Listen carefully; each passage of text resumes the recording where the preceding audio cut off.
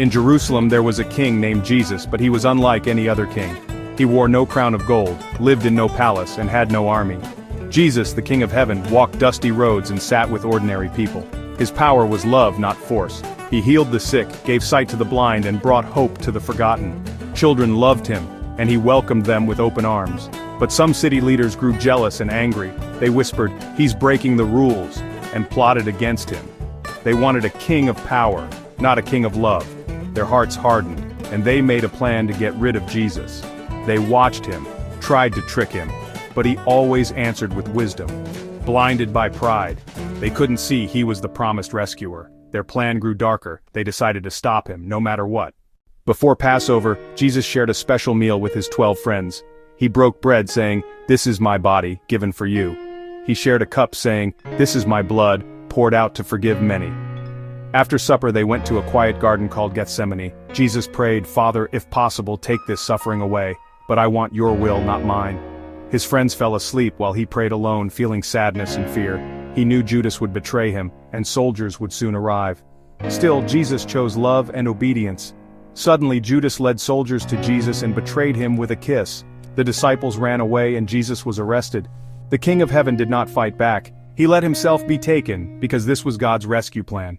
Jesus faced it all for us. Jesus was taken to the leaders who lied about him. He stayed silent, knowing this was part of the plan. Pilate, the Roman governor, found no fault in Jesus, but the crowd shouted, "Crucify him!"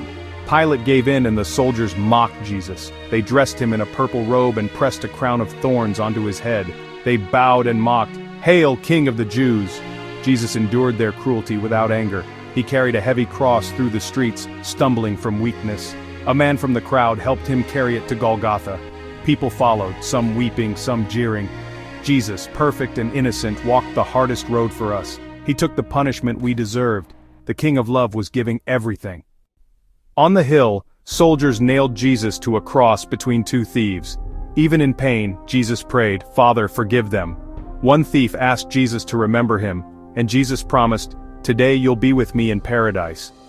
Darkness covered the land at noon. Jesus took all the world's sin upon himself. He cried, "My God, why have you forsaken me?" After hours of suffering, Jesus said, "It is finished." He gave his spirit to God and died. At that moment, the temple curtain tore in two. God showed that nothing now separated us from him. Jesus' sacrifice opened the way for everyone. The cross became a symbol of forgiveness and love. The rescue plan was complete. Jesus' friends gently placed his body in a tomb, sealed with a heavy stone. Guards watched, but God's plan was not over. The cross was not the end. It was the beginning of hope. Jesus' death showed God's greatest love. He paid the price for our sin so we could be forgiven.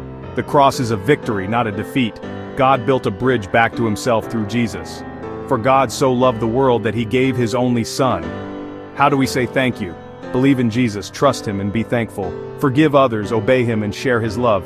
The story of Jesus is the greatest rescue ever told. It's a true gift for everyone. Will you be part of his story?